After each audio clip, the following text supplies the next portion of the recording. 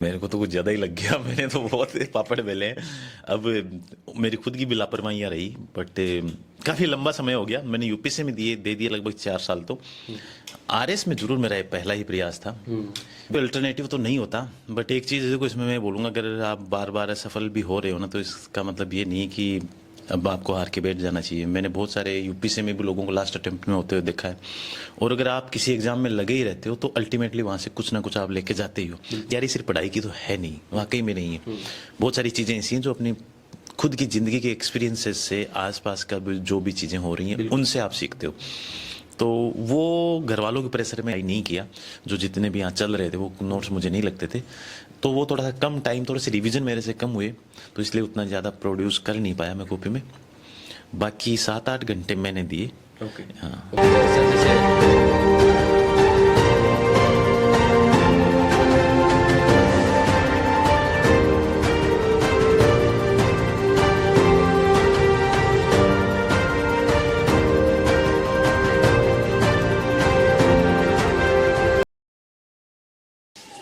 नमस्कार दोस्तों, उम्मीद करते हैं आप सब लोग बढ़िया होंगे। जैसा कि आप सभी ने देखा होगा, देर रात 11:30 बजे समथिंग आरएस का फाइनल रिजल्ट आया है और बहुत सारे स्टूडेंट्स के कमेंट आ रहे हैं कि आरएस टॉपर्स के साथ इंटरव्यू कर, जिनका फाइनल सिलेक्शन हुआ है उनके साथ इंटरव्यू कीजिए। और मैं अभी जयपुर में पहुंच चुका हूं और आज मैं आपके सामने बहुत ही एक अच्छे कैंडिडेट के साथ इंटरव्यू लूंगा, जो आपको बहुत ही बारीकी से समझाएंगे आरएस की ओवरऑल जर्नी को कैसे स्टार्ट करें और अपनी आरपीएससी की जर्नी को अंतिम तक लेके कैसे फाइनल लिस्ट में आपका नाम दर्ज करवाएं। विजय जी थालोड़ है और जिनका 469 रैंक के साथ अंतिम रूप से चयन हुआ है, और इनसे हम जानने की कोशिश करेंगे कि उनका ओवरऑल जर्नी कैसी रही। बहुत ही लंबी जर्नी रही है, लेकिन आखिरकार इन्होंने सिलेक्शन लेके आप सभी को दिखा दिया है कि बहुत समय में देरी लगने के बाद भी आप सिलेक्शन ले सकते हैं, लेकिन टाइम जरूर लगेगा, लेकिन सिलेक्शन ले सकते हैं। तो अभी कुछ ही समय में उनके साथ पहुंच चुके हैं।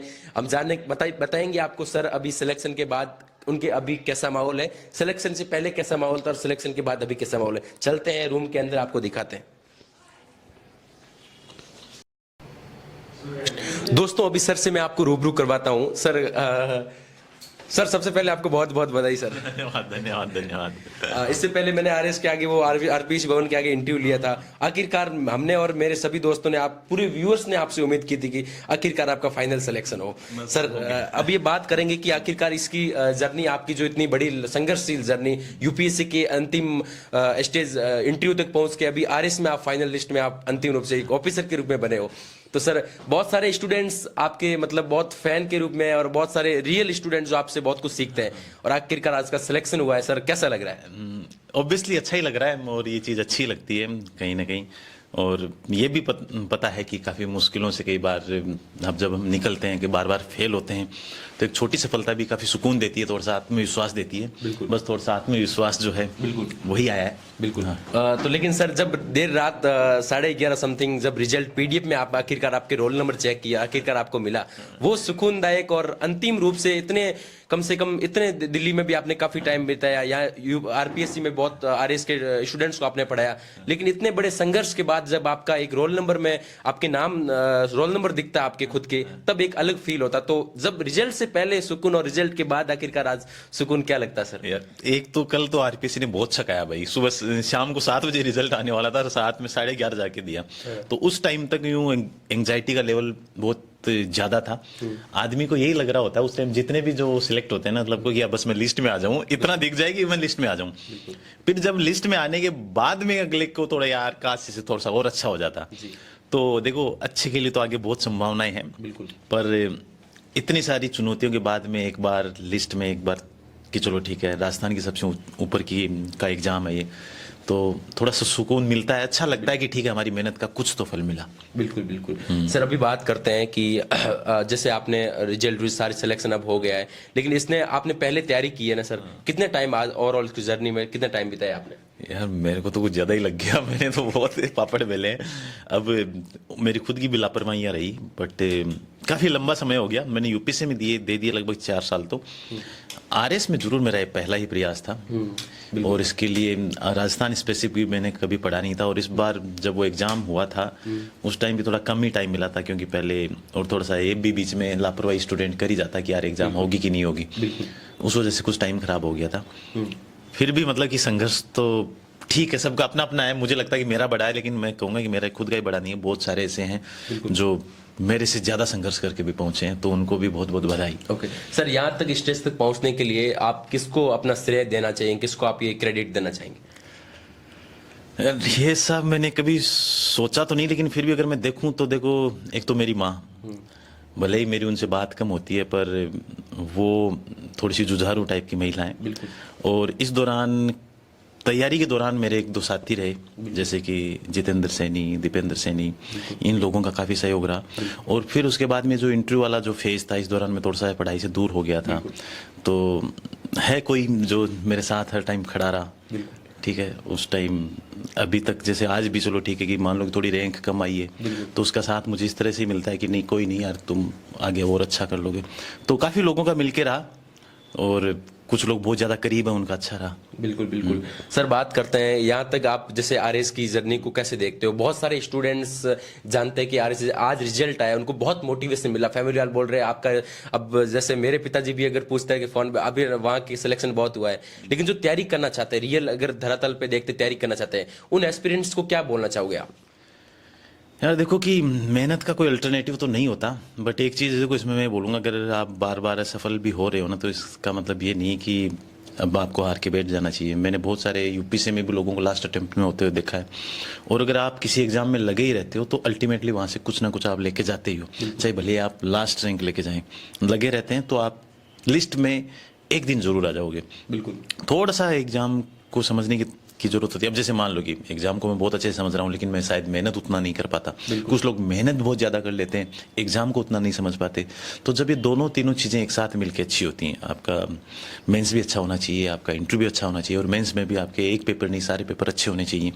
अब कहीं पर मान लो कमी रह जाती है, तो फिर वो उसकी कीमत आपको रैंक के रूप में चुकानी पड़ती है। तो यही है, अभी जो तैयारी कर रहे हैं या फिर इस बार जो दे रहे हैं, सभी पेपरों को अच्छे से दें, और तीसरी स्टेज के लिए चीज़ों को नहीं छोड़ें। कहने को इंटरव्यू के लिए चीज़ों को नहीं छोड़ें। आप इतनी लीड पहले ले लें, अभी तो आपके पास फिर भी टाइम है, मतलब कि 60 से ज़्यादा दिन है, तो चीज़ों को सुधारा जा सकता है। मेहनत, थोड़ा सा साहस, धैर्य, और थोड़ा सा कम दबाव ज़्यादा ना लेते हुए इन चीज़ों को, और थोड़ी स्मार्टनेस, इन सारी चीज़ों को के साथ वो करें। ओके सर, आपने अभी सफलता हासिल की, तो आपको तो पता ही है कि, लेकिन लोग जैसे 12th होने के बाद में भी जल्दी से कोचिंग ले लेते हैं, और इस फील्ड में जल्दी से आके वो चाहते हैं कि 3 कोचिंग होने के जस्ट बाद 3 साल में ग्रेजुएशन किया तो आप पहले आरपीएससी को फोड़ देंगे, यूपीएससी को क्रैक कर देंगे। उन तमाम एस्पिरेंट्स को अपनी व्यक्तिगत राय, क्योंकि आपने ये एग्जाम को बहुत करीबी से देखा और लास्ट स्टेज के बाद भी आप सिलेक्शन लेके गए हो आज। हाँ यार, वो तो देखो जो 12वीं प्लस वाला, तो वो मेरे को थोड़ा कम ही समझ में आता है। अभी तो चीज़ें बहुत बेसिक सी चीज़ें होती हैं। कॉलेजेस क्यों बनाई गई हैं? कॉलेजेस में आप 2-3 सब्जेक्ट पढ़ते हो, अच्छे से पढ़ते हो, और बाकी आपको एक्सपोजर भी मिलता है, आपको लाइफ के एक्सपीरियंस मिलते हैं। ये तैयारी सिर्फ पढ़ाई की तो है नहीं, वाकई में नहीं है। बहुत सारी चीज़ें ऐसी हैं जो अपनी खुद की ज़िंदगी के एक्सपीरियंसेस से, आसपास का जो भी चीज़ें हो रही हैं, उनसे आप सीखते हो। तो वो घर वालों के प्रेशर में या फिर देखा देखी ये कर रहे हैं। उसमें से कुछ लोग होते हैं जो थोड़े से, मतलब कि पैदाइशी उनमें वो टैलेंट है कि भाई वो अच्छा कर पाएंगे, वो ही कर जाते हैं, लेकिन बाकी तो बाद में शायद निराशा ही लेके जाते हैं। पर इसके साथ साथ आप बच्चों को, कॉलेज को भी उतनी ही महत्व देना चाहिए। हाँ, आप ग्रेजुएट हो, उसके बाद ग्रेजुएशन लास्ट ईयर में या फिर सेकंड ईयर के थोड़ा सा बीच में आप ये पढ़ाई करना या फिर तैयारी करना शुरू कर सकते हो। टॉपर सबकी कहानी अलग अलग है। अगर कोई मुझे देखे कि मोटिवेट हो सकता है, बट वो ये सोचे कि मेरे जैसी उस कहानी उसकी हो, या फिर मेरी तरह उसका हो जाए, या फिर किसी और की तरह भी, चाहे वो फर्स्ट रैंक की क्यों न हो, कि वो फर्स्ट रैंक हो गया तो मैं फर्स्ट रैंक हो जाऊं, ये रे भाई उसकी कहानी अलग है। वो उसके पास अलग इंटेलिजेंस है, उसके रिसोर्सेज अलग हैं। ये कहने वालों से पीछे से क्या मिला है वो अलग अलग, सबकी अपनी अपनी कहानी है। तो अपने अपने हिसाब से अपने अपने रास्ते चुने। अगर तैयारी करनी है तो तैयारी करने का नाटक नहीं करें, सच में तैयारी करें। बिल्कुल। ओके सर, बात करते हैं जैसे यूपीएससी या आरएस के जैसे बड़े एग्जाम होते हैं, इनको लोग बोलते हैं 18-18 घंटे में पढ़ाई करते हैं। क्या आपने अगर हकीकत तौर पे ईमानदारी से बताओ तो स्टूडेंट आपने कितना टाइम दिया इस प्रिपरेशन को दौरान? अभी जैसे एग्जाम था, अभी मेंस के भी चल रहे, तो कितना टाइम अपने आप को देते हो आप? देखो ये 18 घंटे वाली बात तो थोड़ी सी वैसे ही इम्प्रैक्टिकल है। बिल्कुल। ठीक है, 18 घंटे यानी कि ये पहली बात तो कि आदमी फिर क्या 6 घंटे सोया और 6 घंटे में सोते सोते बाकी सारे काम कर लिए? नहीं, ऐसा संभव नहीं है। देखो कि एक 10 घंटे का टाइम मेरे हिसाब से एक अच्छा टाइम होता है, और एग्जाम के टाइम में आप थोड़ा टाइम बढ़ा सकते हो। देखो कि मेरा ये पेपर मैंने इसलिए दिया था क्योंकि मेरा जब यूपीसी का फाइनल रिजल्ट आया था, मुझे याद है वो डेट थी 24 सितंबर। ठीक है, फिर उसके बाद में 10 अक्टूबर को यूपीसी का प्री था, उसमें मेरा सीसेट फेल हो गया था, तो 5 दिन तो मेरे वैसे ही निकल गए, 5-7 दिन तो। फिर उसके बाद में 10 दिन बाद में आरएस का प्री था, तो मैं प्री देने आ गया था, मेरा सेंटर था। प्री में इत्तेफाक से चलो ठीक है, ठीक ठाक प्रीलिम में पास होने जितना स्कोर हो गया। फिर उसके बाद मैं वापस दिल्ली चला गया, दिल्ली जाके मैं वापस पढ़ा नहीं, तो मतलब कि 15 दिन मेरे शायद ऐसे ही निकल गए। तो नवंबर 15 तक तो मैं इस तैयारी में लगा ही नहीं था। मेंस का सिलेबस भी मैंने कभी देखा नहीं था। 15 नवंबर को मैं आया और लगभग उसी टाइम रिजल्ट आ गया था प्री का। तो उसके बाद मैंने तैयारी शुरू की थी। तो ये मार्च में पेपर हुआ था, तो मार्च, जनवरी, फरवरी, मार्च और दिसंबर यानी 4 महीने वो थे। तो 4 महीनों में अगर मैं अपना वक्त भी खराब कितना किया, वो 15 दिन मान लो और खराब कर दी हूँ मैंने, तो 3.5 महीने मैंने पढ़ाई की। और उस टाइम में एवरेज पढ़ाई 7-8 घंटे जो थे वो मैंने उसमें मैंने अपने खुद के नोट्स भी बनाए। किसी कोचिंग के नोट्स पर मैंने रिलाई नहीं किया, जो जितने भी यहाँ चल रहे थे वो नोट्स मुझे नहीं लगते थे, तो वो थोड़ा सा कम टाइम, थोड़े से रिवीजन मेरे से कम हुए, तो इसलिए उतना ज़्यादा प्रोड्यूस कर नहीं पाया मैं कॉपी में। बाकी 7-8 घंटे मैंने दिए। ओके सर, जैसे गांव देहात से बहुत सारे स्टूडेंट आते हैं, उनकी फैमिली इतनी स्ट्रांग नहीं होती है कि दिल्ली या जयपुर जैसे बड़े शहर में सर्वाइव करना, निर्वाह करना बहुत मुश्किल होता है, और यहाँ की कोचिंग की फीस 2 लाख समथिंग होती है। तो उन तमाम स्टूडेंट जो बिना कोचिंग से आरपीएससी, यूपीएससी से बड़े एग्जाम को प्रशासनिक फील्ड में जाना चाहते हैं, तो आप क्या बोलना चाहोगे? देखो आज के टाइम में तो देखो कोई स्टूडेंट इसलिए मोहताज नहीं हो सकता कि वो जयपुर जाए, क्योंकि सारी चीज़ें लगभग ऑनलाइन अवेलेबल है। बिल्कुल, हम भी बहुत सारे मामलों में ऑनलाइन गाइड करते हैं। तो बसरते उसे गाइड सही मिले, दूसरा उसे मटेरियल सही मिले, जो कि मतलब कि सही मटेरियल सजेस्ट करें। तीसरा कि स्टूडेंट्स जो है ना, उनके साथ बात करने वाला ही कोई नहीं है। उनको लगता है कि हमें कोई बताए, हमें कोई, लेकिन है ही नहीं। करने वाले हैं उनके अपने अपने मतलब कि हित है कि वो किस पर्पज से करते हैं। सच में सिर्फ इस उद्देश्य से कि भाई मुझे इसकी हेल्प करके इससे कुछ अच्छा करवाना है रिजल्ट में, ऐसे गाइड कम है, मतलब ऐसे मेंटर कम है। तो अगर उनको पहले तो सही मेंटर की तलाश करें। अपने गांव में रहते हुए भी कर सकते हैं, इंटरनेट है उनके पास, उनको पता है कि कहाँ पर क्या प्रोग्राम चल रहा है, कहाँ पर कौन लोग हैं। उनमें से सही मेंटर जो उनके लिए अच्छे हों, उनका चुनाव करें। फिर उनसे वाकई में इस तरह से मतलब कि गाइडेंस लें जैसा वो कह रहे हैं, तो फिर उन पर थोड़ा भरोसा करें जी। कि, और वो कैंडिडेट को पता चल जाता है कि सीरियस कैंडिडेट को कि यार कि ये हमारे साथ सही कर रहा है कि गलत कर रहा है, ये पता चल जाता है। तो ऑनलाइन कितनी सारी चीज़ें अवेलेबल है गांव में रहते हुए। बस एक चीज़ ये आती है, गांव की लाइफ थोड़ी सी बहुत धीमी चलती है, थोड़ा सा कंपटीशन कम फील होता है। तो ऑनलाइन भी सर्कल्स होते हैं, ग्रुप्स होते हैं, उनसे जुड़े रहिए, उनमें आप कंटिन्यू मतलब लगातार उनसे अपडेट रहिए। इससे आपको साथ में पढ़ने वाले, साथ में तैयारी करने वाले भी बनते हैं। बहुत सारे लोग हैं कि जो ऑनलाइन ही पढ़ते पढ़ते आपस में जानकारी हो गई, मित्रता हो गई, और फिर उसके बाद में आज अच्छी तैयारी कर रहे हैं साथ में। सर, आपका एक ऐसा क्या मोटिवेशन था, एक ऐसा क्या आपका उद्देश्य था कि आखिरकार आपको प्रशासनिक सेवा में जाना है स्टार्टिंग से ही? हाँ, शुरू से तो था, लेकिन उसके बाद मेरा ये मोटिव थोड़ा जो कि वो थोड़ा सा धुंधला हो गया, धुंधला क्या थोड़ा कम हो गया, कि प्रशासनिक सेवा में साथ में चयनित हुए काफ़ी लोगों को देखा, उनकी लाइफ देखी, और जो वाकई में जो चल रहा है आजकल प्रशासनिक सेवा में, तो मेरी रुचि थोड़ी कम हो गई थी। तो इसीलिए फिर बाद में ये पढ़ाने वाले इस फील्ड में आया मैं। और फिर मुझे लगा कि मुझे एक ये था कि मुझे इससे जुड़े रहना है, और लोगों को जो मैंने सीखा है वो मैं उनको बताऊं कि देखो किस तरह से चीज़ें। तो मेरी रुचि अब थोड़ी सी इस तरफ ज़्यादा हो गई कि गाइड करने की तरफ, या मेंटर की तरफ, या फिर स्टूडेंट्स को पढ़ाने की तरफ। बाकी शुरू में मोटिवेशन तो यही था कि कोई साथ गांव परिवार में कोई था ही नहीं, और मैं ठीक ठाक डीयू से पढ़ा, तो वहाँ पर बाकी लोगों को देखा कि यार ये भी कर रहा है, ये भी कर रहा है, तो मुझे लगा कि मैं भी कर सकता हूँ। तो ये तो इत्तेफाक ही था कि भाई मैं इधर लग गया, और अभी तक उस इत्तेफाक से जुड़े। आज चलो ठीक है, थोड़ी सी ठीक ठाक सी सफलता मिली। सर, कल रिजल्ट के बाद किसी के घर में रोशनी हुई, किसी के घर में अंधेरा सा लगा। उन तमाम एस्पिरेंट जिनका सिलेक्शन नहीं हुआ, 1-2 मार्क्स से रह गए, रैंक कम आ गई, उन जैसे एस्पिरेंट्स को आप क्या बोलना चाहोगे कि तैयारी में डटे रहें या फिर हार नहीं माने? क्या बोलना चाहोगे, अपना क्या व्यक्तिगत संदेश? वही मैंने कहा ना कि ये वो लोग हैं, अगर वो टिके रहते हैं तो कुछ ना कुछ लेके जाएंगे। ये मैं आज भी कह रहा हूँ।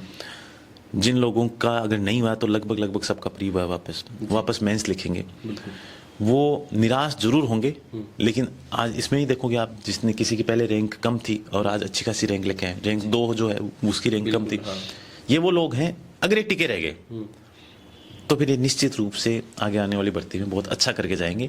आप लोगों को जरूरत है कि भाई बस अब जो है 2 महीने हैं या फिर 2.5 महीने हैं, इनको आप उतनी ही ज़्यादा दुगुनी ताकत के साथ दें, और आप में से काफ़ी लोग वापस लिस्ट में दिखेंगे, वापस इंटरव्यू दे रहे होंगे। ओके सर, 3 वर्ड में अगर अपन डिफाइन करने आरएस की तैयारी को अगर फाइनल स्टेज तक लेके जाने के लिए 3 वर्ड में क्या बोलना चाहूँ? प्रैक्टिस, यानी कि आंसर लिखना, बार बार रोज लिखना टाइप। दूसरा स्मार्टनेस, कि चीज़ों को मतलब कि बहुत स्मार्टली आप प्रेजेंट करना भी जानते हो, ठीक है, सिर्फ वो रटने वाली अकेली वो चीज़ें नहीं। चौथा, कि आपका वो ऐसा टेम्परामेंट जो फैक्ट प्लस कंसेप्ट दोनों को ठीक से मिक्स करना जानता हो। 3 चीज़ें जो है वो आपको अच्छा खासा दिलवा सकती है। ओके सर, रिजल्ट के बाद आपकी फैमिली वाले पिताजी, मम्मी और पूरे मेंबर को पता चला, तो उस टाइम क्या सिचुएशन बनी और क्या आपको बोला गया? पिताजी तो खैर है नहीं, माँ है, तो माँ थोड़ा कम ही बोल पाती है। माँ को पता नहीं कि मैं कैसे एक्सप्रेस करूँ इन चीज़ों को। खुश थी कि हाँ, बस वो इतना ही बोल पाई, बहुत बढ़िया बहुत बढ़िया। वो तो इतना ही जानती कि चलो नौकरी लग गया है ना, इतना ही जानती है, और उसके लिए तो नौकरी चाहे वो कोई सी भी होती, वो ज़्यादा खुशी की बात है। बाकी तो उनको इस चीज़ से ज़्यादा पता ही नहीं है ना कि भाई कौन सी चीज़ किस क्या है। तो वही है कि थोड़ा कम एक्सप्रेसिव है मेरे घर वाले, बस इतना ही है कि बात हुई, उन्होंने कहा हाँ बढ़िया बढ़िया, इतना ही। और बाकी दोस्त लोग और ये सब, मुझे लगता है ये ज़्यादा खुश है मेरे घर वालों से। हाँ। सर लास्ट में अगर आप कुछ बोलना चाहे तो सर बोल सकते हैं। क्या ही बोलूँ, आपने मतलब कि मुझे ये मौका दिया या फिर मेरे मुझसे बात की ये लोगों तक पहुंचाने के लिए, तो मैं आपको ही धन्यवाद बोलूँगा इसके लिए। आपका बहुत बहुत धन्यवाद। Okay, thank you sir. दोस्तों, अगली वीडियो में जब भी कभी मौका मिलेगा सर के साथ, बहुत स्टेज या बहुत टाइम है, सिलेक्शन हो गया है सर का आखिरकार, और पूरे अच्छी वीडियोस लाएंगे आरएस की पूरी जर्नी स्टार्ट कैसे करें, सब कुछ लाएंगे इस चैनल पे। और सर के बीच टेलीग्राम चैनल वगैरह जो भी होंगे आपको मैं आने वाली वीडियोस में आपको प्रोवाइड करवा दूंगा। वीडियो को देखने के लिए बहुत बहुत शुक्रिया। और आरएस के तमाम जितने भी टॉपर्स हैं उनके साथ भी हमारी अभी यात्रा ये जारी रहेगी, उन लोगों के साथ जुड़े रहेंगे कि कैसे उन्होंने तैयारी की, कैसे वो टॉपर्स बने।